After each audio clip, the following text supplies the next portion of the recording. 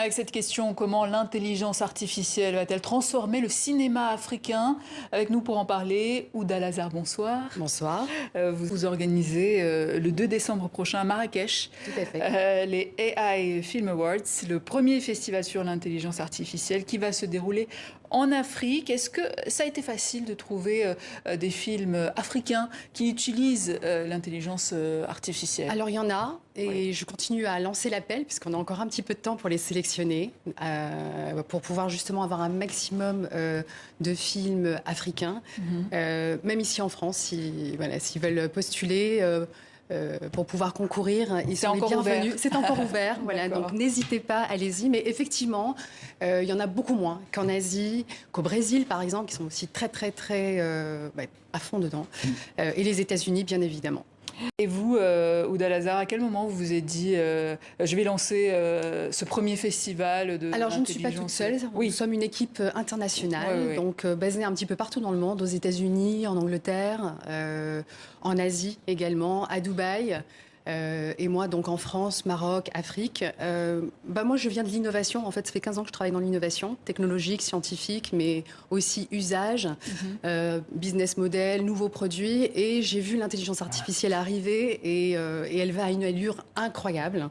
Et c'est vrai que quand on a discuté avec les différents partenaires sur ce sujet, on s'est dit, il faut y aller. Voilà. Donc, je n'ai pas hésité une seule seconde, en sachant que voilà, à chaque fois que j'en parle, les gens ont des papillons dans les yeux en réalité, et ils ne savent pas trop de quoi il s'agit. C'est ça aussi. C'est-à-dire qu'il y a les initiés qui comprennent de quoi on parle, et puis il y a même des réalisateurs-producteurs qui sont un petit peu perdus.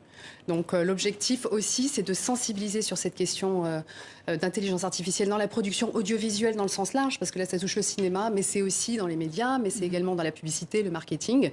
Et en réalité, ça va complètement bouleverser tout cet univers-là. Et il y a deux solutions. Soit on s'y intéresse et je dirais, on prend le train en marche, ou soit on reste à côté et on risque. Et en quoi ça va le bouleverser par exemple, aujourd'hui, il y a des films, par exemple, de courts-métrages qui sont faits quasiment 100% en IA. Donc ça veut dire que complètement, tout le process est remis en question. Et je pense que Nadir peut le confirmer. Ce qui veut dire qu'un jour, il n'y aura plus d'acteurs, par exemple, ou des métiers non. comme... Alors pour ma part, je veux pas faire peur. Nadir réagit. Le but, c'est de ne pas faire peur, justement, mais c'est de dire que l'intelligence artificielle avec l'intelligence humaine, justement, ça a donné des choses incroyables. Et je pense qu'il y aura toujours des acteurs, mais c'est vrai que ça va tellement vite qu'il faut quand même essayer de comprendre ce qui se passe et à l'allure à laquelle ça va. Je voudrais juste rajouter qu'en réalité, c'est aussi toute l'industrie du cinéma qui est en train on va dire que ça va avoir un impact en réalité.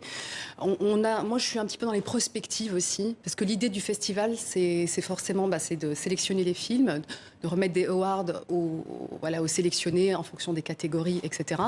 Mais c'est aussi de réfléchir. Donc, il y a une masterclass, mais il y a aussi des conférences et un panel avec lesquels on va essayer de répondre à toutes ces questions sur quel va être l'avenir du cinéma dans cette nouvelle configuration, le business model aussi, combien va coûter un film et justement comment ça va évoluer. Alors il y a la peur effectivement de se dire les acteurs vont disparaître, enfin toute cette industrie-là va être complètement chamboulée.